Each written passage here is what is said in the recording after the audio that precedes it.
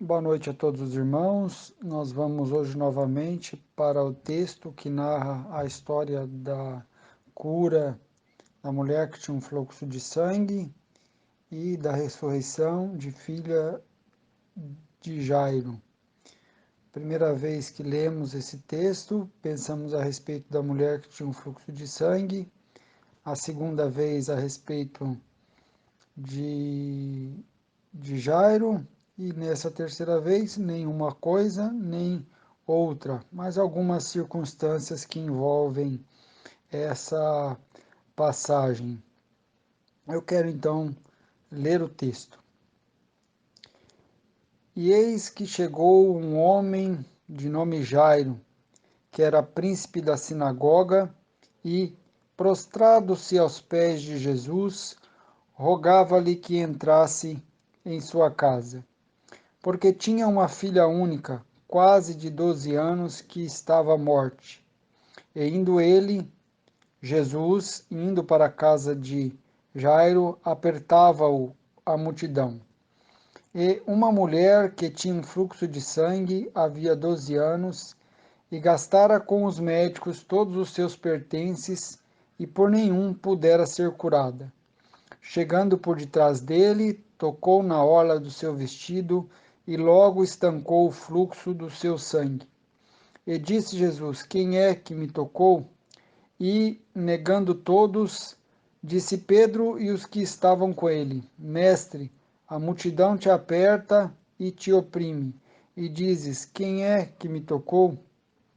E disse Jesus: Alguém me tocou, porque bem conheci que de mim saiu virtude. Então, vendo a mulher que não podia ocultar-se, aproximou-se tremendo e, prostrando-se ante ele, declarou-lhe diante de todo o povo a causa por que ele havia tocado e como logo sarara. E ele lhe disse: Tem bom ânimo, filha, a tua fé te salvou, vai em paz. Estando ele ainda falando, chegou um dos príncipes da sinagoga, dizendo para Jairo: A tua filha já está morta, não incomodes o mestre. Jesus, porém, ouvindo, respondeu-lhe, dizendo: Não temas, crê somente e será salva. E, entrando em casa, a ninguém deixou entrar, senão a Pedro e a Tiago e a João e ao pai e à mãe da menina. E todos choravam e a pranteavam. E ele disse: Não choreis, não está morta, mas dorme. E riam-se dele, sabendo que estava morta.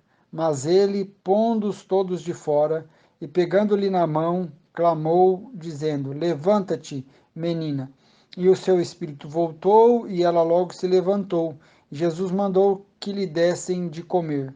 Seus pais ficaram maravilhados, e ele lhes mandou que a ninguém dissessem o que havia sucedido. O que eu vou participar com os irmãos e propor como meditação, eu tenho, e eu penso que não é aqui o principal desse texto, não sei mesmo se era a intenção do autor, mas me surgiu, e isso me veio no coração, a apreciação desse aspecto, não dos personagens, mas do pano de fundo, das circunstâncias que envolvem esses dois milagres e esse movimento de Jesus. O encontro com Cristo, a fé, a espiritualidade, a nossa devoção, a nossa comunhão com Ele, as nossas orações, precisam se desenvolver e precisam acontecer em meio à confusão do nosso dia a dia, em meio aos nossos estresses diários, em meio aos nossos momentos difíceis, momentos até mesmo turbulentos, em meio ao caos do nosso dia a dia. Tudo bem que a gente fecha a porta do quarto para um tempo devocional, que a gente vá a um acampamento, vá a um lugar deserto, que suba umas belas montanhas, que caminhemos do lado de um riozinho calmo e tranquilo, para ali falar com Deus, para ali meditar na vida, meditar nas Escrituras. Os irmãos sabem do que eu estou falando? De um tempinho tranquilo, igual agora mesmo, a família toda saiu de casa. Saiu minha esposa com meu filho para levar a neném no pediatra e ficou aqui um ambiente muito tranquilo, muito calmo, silencioso, sem eletrodoméstico funcionando, sem criança chorando, sem tratamento de alguma dificuldade no lar, daquelas conversas sobre o que vamos comer, qual boleto vamos pagar. Os irmãos sabem do que eu estou falando. É muito bom esse tempinho que a gente tem assim em silêncio diante de Deus, mas a gente sabe que a vida não acontece nesse lugarzinho e nesse tempo sempre.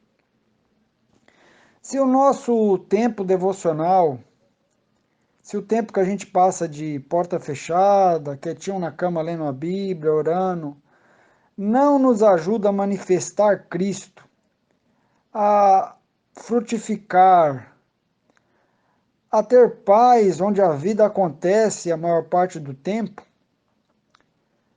onde a vida acontece a maior parte do tempo, no meio dos problemas do lar, da educação de filhos e discussões de relacionamento, no ônibus lotado, no estresse do trabalho, atrasos e contratempos, acidentes e surpresas, engarrafamentos, batida de carro, pneus furados, ketchup derramado no vestido, suco derramado na mesa, máquina de lavar batendo e fazendo mais barulho que o normal, geladeira quebrando.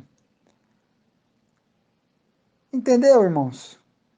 Aonde a vida acontece, se o nosso devocional não ajuda a gente frutificar no meio das confusões do dia a dia, eu não tenho receio de dizer que o nosso devocional não está servindo para muita coisa.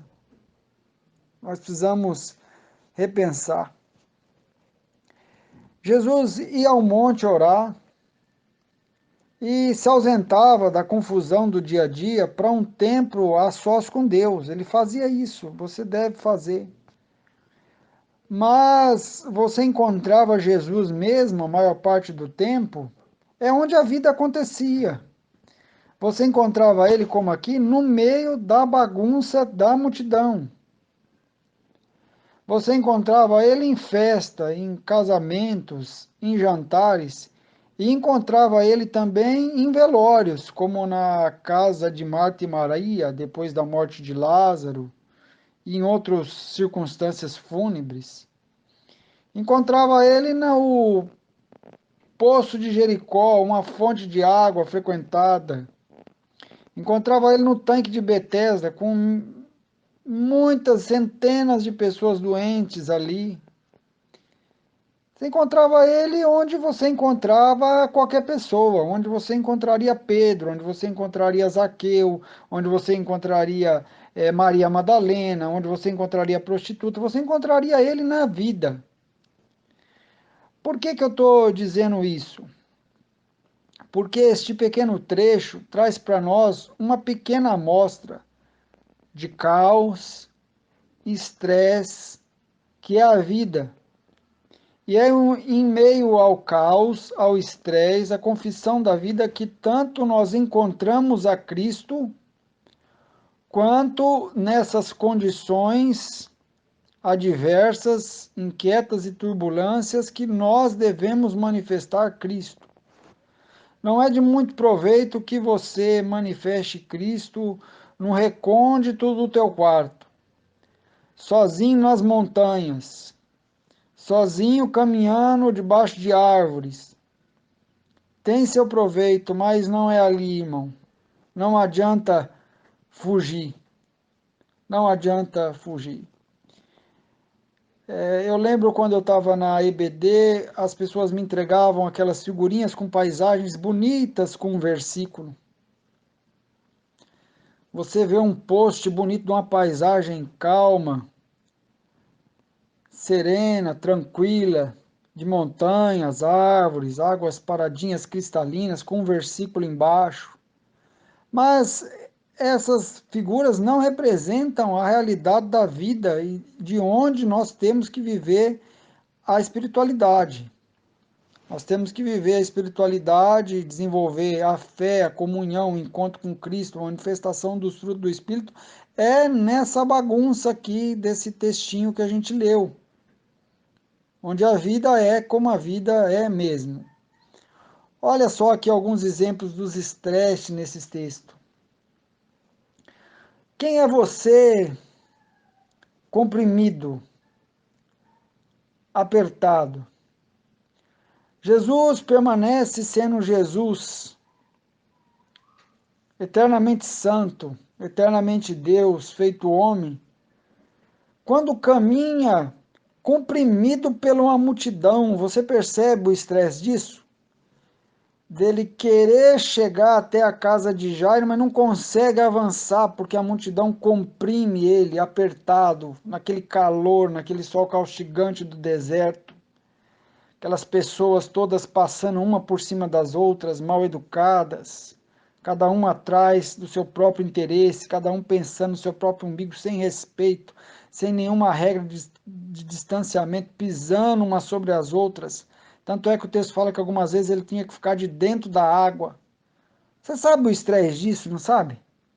De lugares aglomerados, supermercados cheios, ônibus lotados, filas, pessoas sem educação. É nesse ambiente que a gente precisa manifestar Cristo e viver a espiritualidade, não é no recôndito do quarto. Se o seu devocional no quarto sozinho não te prepara para o ônibus lotado, para as aglomerações, para os estresses da vida normal, de que ele vale? E toda essa exposição de Cristo, todo esse trabalho, esse esforço, para sabe quantas pessoas conseguir tocá-lo com fé? Apenas uma mulher tocou ele com fé, o restante estava sendo movido por uma outra coisa, que ele não reconhece como toque nele, reconhece até como apertado, como comprimido. Percebe, irmãos, o que eu estou querendo dizer? Onde é que a vida acontece? Onde é que a gente precisa ser Cristo? Não é no nosso culto lá em Paineiras, não, é amanhã, no nosso dia a dia, na nossa segunda, quando você já levantar já de relâmpago da cama para resolver coisas, é ali que a gente tem que manifestar a paciência, o amor. O estresse das dificuldades dessa mulher aqui que o texto mostra, que ela retrata a história de tantas pessoas que estão agora com a doença crônica, já carregando essa doença há muito tempo, trazendo para a pessoa complicação social, psicológica, e sempre movida por uma esperança que às vezes não dá em nada. Vai em médicos, os médicos falham com ela vai gastando tudo que tem, sem chegar a lugar nenhum. E mesmo assim, quando tudo vai dando errado, quando depois de 12 anos nada se resolve, a gente tem que admirar que ela ainda queira tentar mais uma vez e ela tenha fé em si mesmo, ali sozinha, que ela faz o movimento dela sozinha, ela diz: se eu tão somente tocar nas suas vestes, serei curada. Então a fé se desenvolve quando tudo dá errado mesmo. Que a fé ela é testada, não é destruída e é confirmada. Onde você tem que viver a sua espiritualidade, onde todo mundo concorda com você, é lá que você consegue ser espiritual, que você consegue manifestar Cristo. Quando você tem uma opinião, uma sugestão, e todo mundo diz amém, falou o sábio, vamos fazer assim. Não, meu irmão, não é assim, não foi assim com Jesus. ele não foi entendido, compreendido. Estamos falando de Deus. Quanto mais eu e você, se a gente vai ser sempre compreendido, se sempre vão concordar com a gente, aqui ele diz: olha, alguém me tocou e os discípulos discordam dele. Percebe? E ele permanece sendo Cristo, sendo santo. Ele não se altera, ele não muda por causa do outro. Porque o outro concordou ou discordou dele, não muda quem ele é, como ele trata.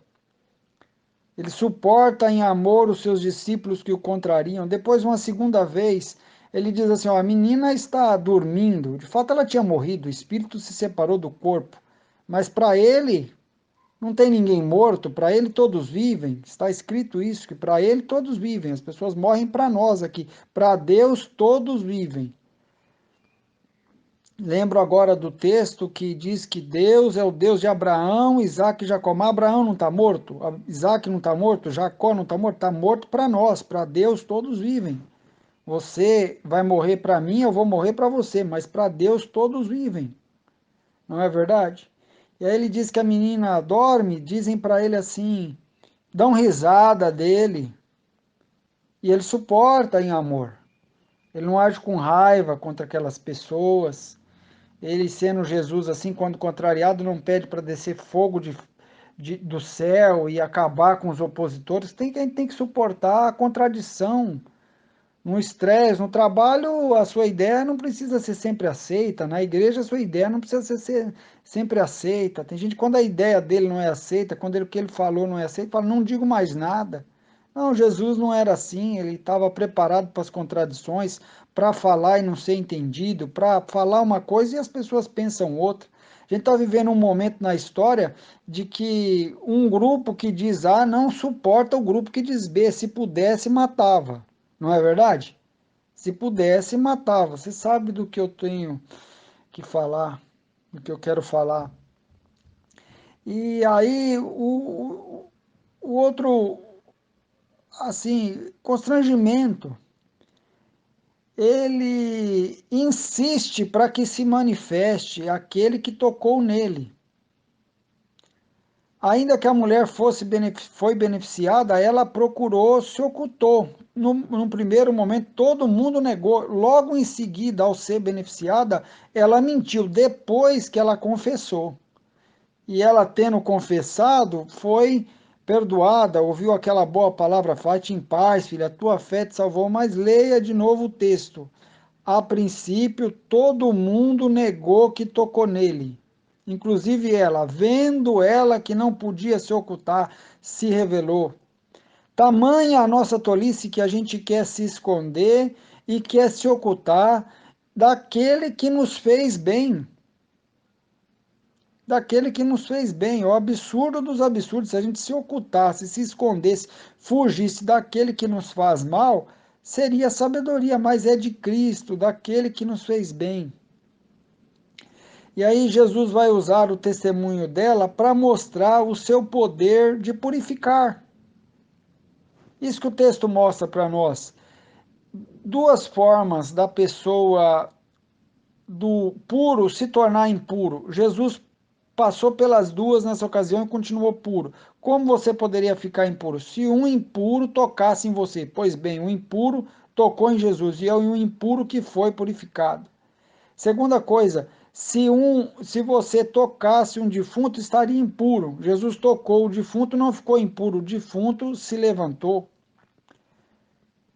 E ela precisa se revelar, por isso Jesus insiste com ela, porque ela fez todo esse movimento aí como alguém que se esconde. Olha, se eu tão somente tocar nas suas vestes, serei curada, e vai ela lá tocar nas vestes, sair quietinha, escondida. E viver escondido não é bom. E aí, por isso que ele quer que ela se revele, que a vida dela sirva de testemunho para outros ali, que ela não seja mais aquela mulher que estava isolada, considerada imunda, saia de cabeça erguida em paz. Em paz. E aí o texto também traz para nós o estresse da espera, não é verdade? Da espera de Jairo, aquela angústia de alguém que está com a filha morrendo em casa e vê Jesus tratando de outro assunto. A angústia de você ver, às vezes, um problema menor ser resolvido na frente do seu que é maior. O problema do fluxo de sangue da mulher é menor do que da filha de Jairo, que estava à morte. Jesus resolveu primeiro aquele para depois resolver o outro. E Jairo teve que segurar essa onda, assim como você tem que segurar. Às vezes está com uma dificuldade aí, você viu Deus atender outras pessoas em dificuldades menores e você continua esperando com paciência no Senhor. Essa angústia que a gente vive muitas vezes de correr contra o tempo, imagina a angústia dele. A filha deixada em casa com a esposa, ele sai para encontrar com Jesus, para ver se consegue trazer Jesus na casa dele. Quando ele chega lá, ele fala: Meu Deus, eu não consigo nem me aproximar dele para conversar. Aí começa a conversa, Jesus vai fazendo movimento, aquele engarrafamento de pessoa, aquela dificuldade toda. E ter que lidar com palavras de desânimo, que a gente tem que lidar no nosso dia a dia. Não é com gente torcendo todo o tempo ao nosso favor, não, é com gente que acha o contrário, por outros motivos do que a gente pensa.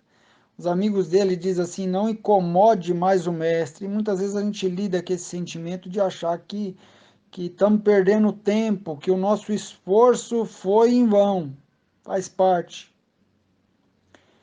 A fadiga de ter que tomar conta de tantas coisas, porque a vida acontece dentro de uma normalidade, como eu já tinha dito.